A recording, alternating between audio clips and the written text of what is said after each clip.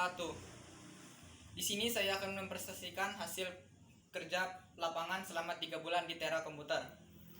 Profil penulis: nama Irfan Maulana Ramadan, alamat Jalan Pramuka, Sidorip, tempat tanggal lahir Tasikmalaya 8 November 2003. Jurusan Teknik Komputer dan Jaringan.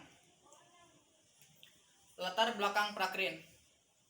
Praktik kerja lapangan merupakan model penyelenggaraan pendidikan yang dirancang untuk memudahkan para siswa mencapai keterampilan keahlian sesuai dengan program keahliannya masing-masing. Pendekatan ini merupakan upaya untuk menyesuaikan antara kebutuhan kerja, penyediaan tenaga kerja dalam pelaksanaan praktik kerja lapangan. Pemberian pengalaman belajar sebagian diberikan di sekolah dan sebagian lagi di dunia usaha. Tujuan dari Prakrin: 1. Menambah dan mengembangkan potensi ilmu dan pengetahuan pada masing-masing siswa ataupun siswi. 2. Melatih keterampilan yang dimiliki siswa atau siswi sehingga dapat bekerja dengan baik.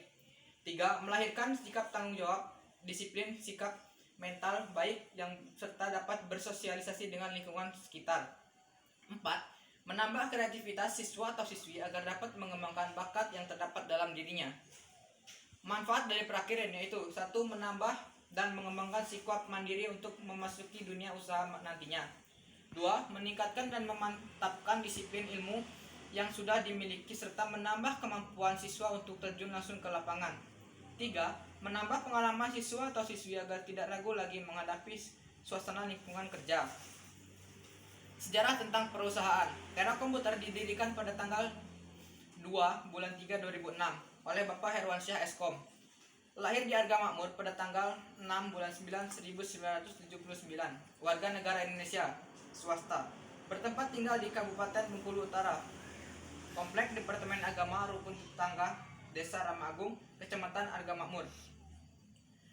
Persero komanditer ini bernama Tera Komputer, berkedudukan di Argamakmur, Kabupaten Bengkulu Utara. Di tempat lainnya yang dianggap perlu oleh persero pengurus dapat mendirikan cabang-cabang perwakilan dari persero ini. Persero ini didirikan untuk jangka waktu yang tidak ditentukan lamanya dan dimulai pada tanggal semenjak didirikan Tera Komputer. Persero ini dapat dibubarkan sewaktu-waktu apabila pemilik menghendaki pembubaran itu.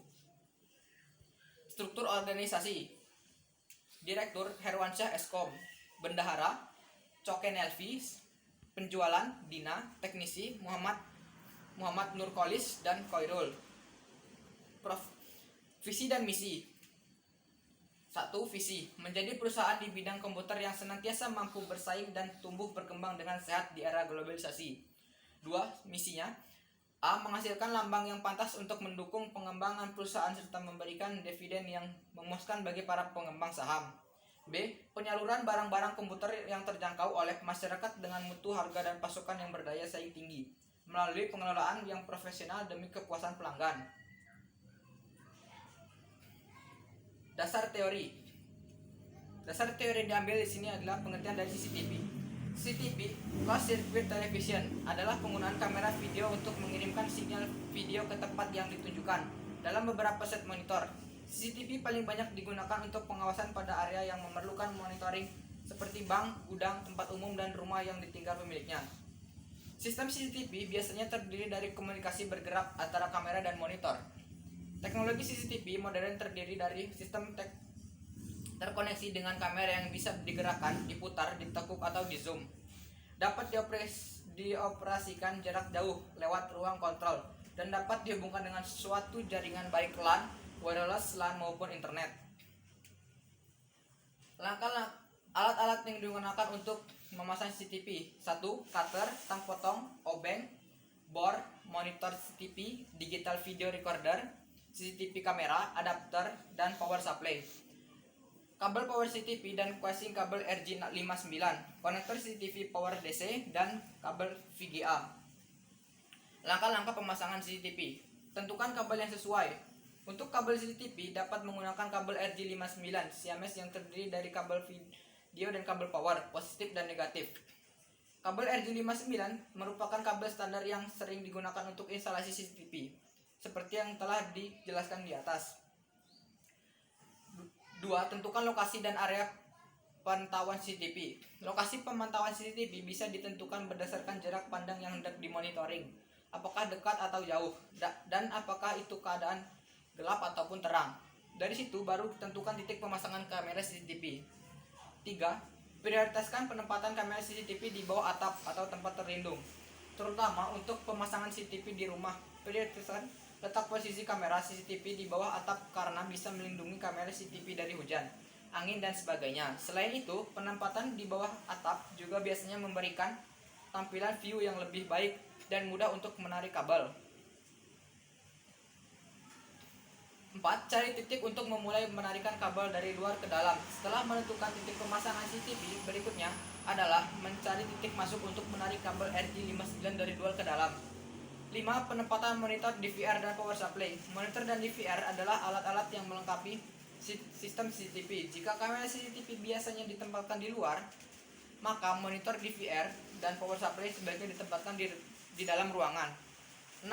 Memulai penarikan kabel. Setelah didapatkan titik kamera CCTV dan lokasi penempatan monitor dan DVR, maka berikutnya adalah menarik kabel RJ59 yang menghubungkan antara CCTV dengan monitor dan DVR. 7. Membuat titik pada dinding untuk tempat baut. 8. Melubangi menggunakan bar pada titik yang telah dibuat tadi. 9. Pasang fixer pada lubang. 10. Pasang kamera dengan posisi lubang pada CCTV dipasang dengan lubang yang ada di dinding. 11. Pasang baut pada lubang yang sudah dibuat.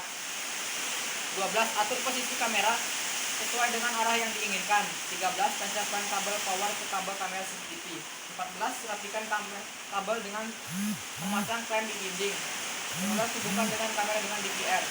Jika sudah siap, maka cek di monitor posisi kamera sudah pas pada posisi yang diinginkan atau belum. Jika sudah selesai, maka pemasangan CCTV sudah selesai. Kesimpulan dari adalah 1. Kegiatan PKL sangat bermanfaat bagi para siswa atau siswi khususnya. Siswa dengan adanya kegiatan PKL siswa dapat dituntut untuk mempunyai sikap mandiri dan mampu berinteraksi dengan orang lain sehingga siswa diharapkan dapat memiliki keterampilan dan wawasan yang tinggi. 2. Keberhasilan kegiatan PKL ditentukan oleh interaksi dari kerjasama yang baik antara peserta PKL dan pihak perusahaan. 3. PKL membantu siswa atau siswi nantinya untuk terjun ke dunia kerja. Saran. 1. Dalam penempatan siswa atau siswi yang melaksanakan kegiatan PKL, hendaknya mempertimbangkan bidang yang benar-benar sesuai dengan jurusan siswa, sehingga siswa dapat mengembangkan ilmu yang dimiliki dan juga dapat menambahkan pengetahuannya. 2. Bagi siswa-siswi yang akan melaksanakan PKL, hendaknya memanfaatkan waktu yang diberikan sebaik-baiknya. Mungkin ini saja hasil dari kerja PKL saya selama 3 bulan. Jika ada kekurangan, saya mohon maaf. Lebih dan kurang saya mohon. Wassalamualaikum warahmatullahi wabarakatuh.